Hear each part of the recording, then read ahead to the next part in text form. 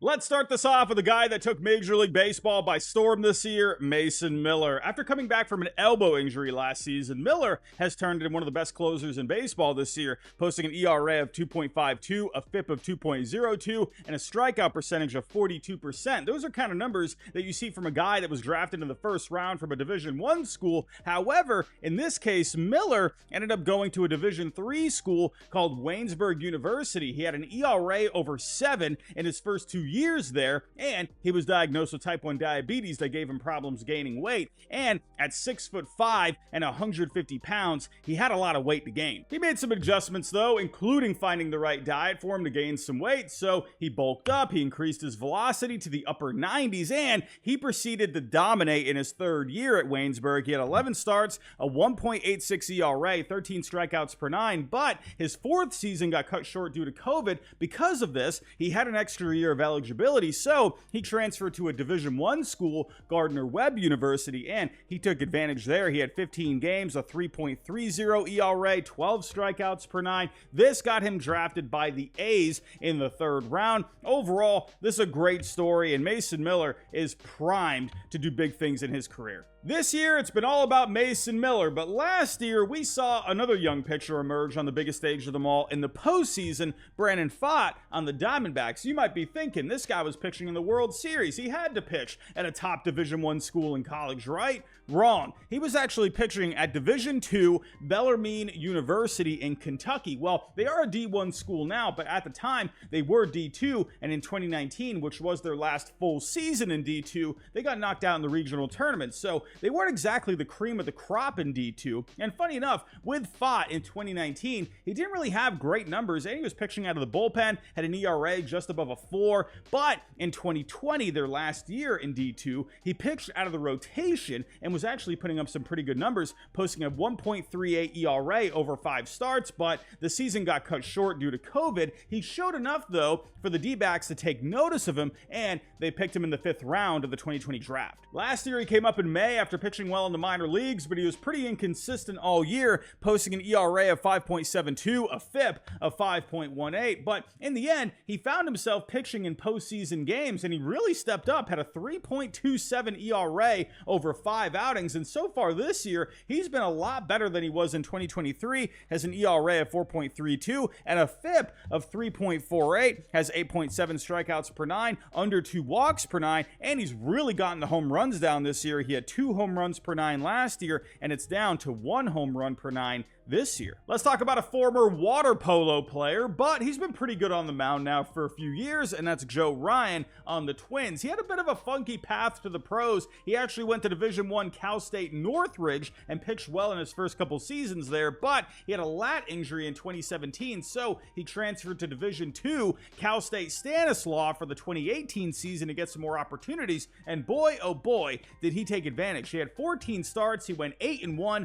with an ERA of 1.65 and 11.6 strikeouts per 9. He got drafted in the 7th round in 2018 by the Rays and was later traded to the Twins in the Nelson Cruz trade in 2021. The Twins have absolutely loved this trade. Over 4 seasons in Minnesota, he's 33-26 with an ERA of 3.92. He's dealing with a bit of a shoulder issue right now, but he's easily one of the Twins' top pitchers moving forward. For the next one, we got to turn back the clock slightly and talk about Jordan Zimmerman. And to be clear, Jordan Zimmerman's time with the Nationals. Now, Zimmerman ended up being a huge under-the-radar find for the Nats in 2007. They picked him in the 2nd round out of the University of Wisconsin Stevens Point, which is one of the colleges in the University of Wisconsin system, and they're in Division III. He was very good there in his 2nd season, had an ERA of 2.25, over 72 innings pitched, and had a 15 strikeout game in a regional tournament. That's not bad, if you ask me. He carried that momentum into the pros, and he made it to the major leagues by 2010, where he would go on to pitch very well for the Nats over 7 seasons, had a record of 70-50 and an ERA of 3.32. He went on to sign a massive contract with the Tigers after, and unfortunately, he would go on to have 5 miserable seasons, one of the biggest busts of a contract of all time. But nonetheless, Zimmerman came out of nowhere, and the Nationals reap the benefits. Let's go back to Minnesota, shall we, and talk about one of the greatest closers of all time, Joe Nathan. Now, the funny thing is, he wasn't even a pitcher in college. He was actually a shortstop when he went to Division III Stony Brook University, which is now a D1 school. He didn't have a lot of upside with the bat, but scouts did notice he had a good body and an arm for pitching. Eventually, he was drafted in the 6th round by the Giants in the 1995 draft. San Fran still wanted to try him as a shortstop in his first year in pro ball, but the bat didn't really come around, so they tried converting him to a pitcher, but instead, he said, nah, I'm going to go back to school and get my degree. He did eventually warm up to it, though, so he came back and he had success as a starter in the minor leagues. He made his debut in 1999, but he struggled as a starter in his first couple of years, ended up going back to the minor leagues for 2001 and 2002, and he showed a lot of promise as a reliever in 2003. Eventually, he was traded with Francisco Liriano and Boof Bonser to Minnesota for A.J. Pierzynski, and the rest was history. He became the Twins' full-time closer in 2004, and he went on to save 376 games for the Twins, Rangers, Tigers, and now he ranks in the top 10 all-time in saves. Up next, let's talk about one of the greatest knuckleballers of all time, the late, great Tim Wakefield. Now, funny enough with Wakefield, he wasn't even a pitcher in the early part of his baseball career. He was a standout player in high school, and then he went to the Division II Florida Institute of Technology. He was a first baseman, actually, and he hit pretty well there. He set a school record for home runs in a single season with 22, and had a career slugging percentage of .646. He was drafted in the 8th round in the 1988 draft by the Pirates, but after 2 down seasons with the bat, one of the Pirates' developmental coaches noticed he had a good knuckleball when he saw him playing catch. Since Wakefield was in danger of getting cut, he urged the Pirates to at least check him out on the mound because he did have a good knuckleball. Eventually, he did find success in the minor leagues. He ended up getting called up to the Pirates in 1992, and he pitched great that year. He went 8-1 with a 2.15 ERA over 13 starts, including a couple of complete game wins in the National League Championship Series, which they eventually lost to the Braves, and he was the opening day starter in 1993. Over those next 2 seasons, though, he started to struggle. He got sent back down to the minor leagues, and he was eventually released right before the 1995 season. Luckily for him, the Red Sox had some injuries, and they signed Wakefield for some depth after getting Wakefield together with the greatest knuckleballer of all time, Phil Niekro, to work on the pitch. Wakefield got it together. He ended up becoming one of the best pitchers of all time for the Red Sox, winning 186 games for them and pitching over 3,000 innings while also helping them win the World Series in both 2004 and 2007. Speaking of the Red Sox, let's talk about their arch rivals and Yankee fan favorite, Tino Martinez. He got drafted by the Mariners out of Division II Tampa University in 1988, which has been a powerhouse in D2 for years. Martinez, in my opinion, ended up having one of the more underrated careers. He had some solid years in Seattle, his best being in 1995 when he helped the Mariners memorably come back to win the division that year, and ended up signing with the Yankees in 1996. And man, did he sign with them at the right time. He proceeded to put up solid numbers with the Yankees over 7 seasons, including an .831 OPS with 192 home runs, and helped the Yankees win 4 World Series in 96, 98, 99,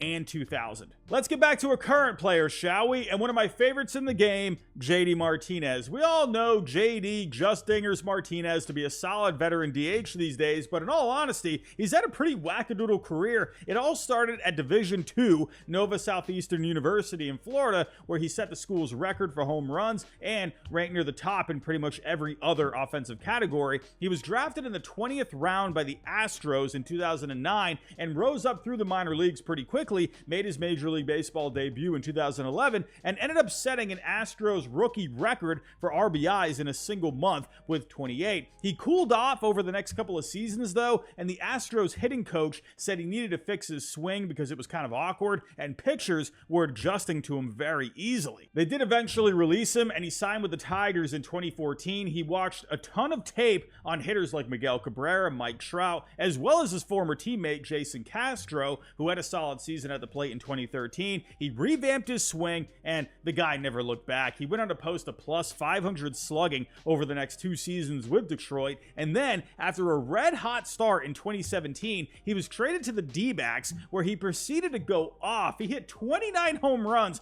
over 62 games, including a 4-home run game at Dodger Stadium. He eventually signed with my Red Sox in 2018, had the best season of his career that year, and helped them win the World Series. He had a couple more solid seasons in Boston before heading to the Dodgers, and now the Mets. Let's get to one of the coolest stories on this list, Billy Wagner. For this, we actually have to go back to when he was a kid because, funny enough, he had to learn how to pitch left-handed because he broke his arm twice, but that ended up working out pretty well, if you ask me. Now, he didn't exactly have the easiest upbringing. His parents were divorced. He had to bounce around living with different family members, and he lived in pretty low conditions with a typical breakfast being crackers with peanut butter and a glass of water, and even fell behind an entire year in school at one point. Ended up playing baseball in high school though, and this guy, he just dominated on the mound. He was only 5'5" in his senior year of high school, so scouts didn't really pay much attention to him, but he ended up getting a chance to go to a Division III college called Ferrum College in Virginia, and once again, he proceeded to dominate. He struck out 19 batters per freaking 9. Are you kidding me? And he was drafted by the Astros in the first round. He was actually a starter at first and wasn't bad, but they eventually realized he was better suited as a reliever after he got called up to the Astros in 1996. He became the full-time closer in 1997, and he never looked back. He saved 422 games while posting an ERA of 2.31, 12 strikeouts per 9, and even ended up saving 38 games with the Braves in his final season. How is this guy not in the Hall of Fame? Last but not least, let's talk about one of the greatest players of all time, the Wizard, Ozzie Smith. Now, he went to Division II Cal Poly State University, which is now a D1 school. He was drafted by the Padres in the 4th round of the 1977 draft. He quickly showed he was an absolute madman at shortstop, which included a barehanded play MLB Network labels as the greatest play of all time, but he wasn't showing too much with the bat, which led to a contract dispute with the Padres. Eventually, he was traded to the Cardinals in 1981, and boy, oh boy, did this work out for St. Louis. Now, the Padres did get pretty good production from the players they got back, but Ozzie Smith went on to put together a Hall of Fame career and did improve with the bat after going to St. Louis, hit 272 with a 350 on base over 15 seasons with the Cardinals. He also stole 580 bases in his career, which ranks 22nd all-time in Major League Baseball history. It was his defense, though, that set him apart, as he ranks first all-time among shortstops in total zone on Fangraphs, and he was second all-time overall. He was voted into the Hall of Fame in 2002, and he's going to go down as one of the best players of all time. Not bad for a guy that went to a D2 school. But everyone, that's my list. Tell me your thoughts down below. Who are some other players that went to D2 or D3 schools? Let me know down below in the comments. But everyone, that's all I got for this video. If you can on the way out, hit that like button for me, subscribe if you're new, and I'll talk to you next time.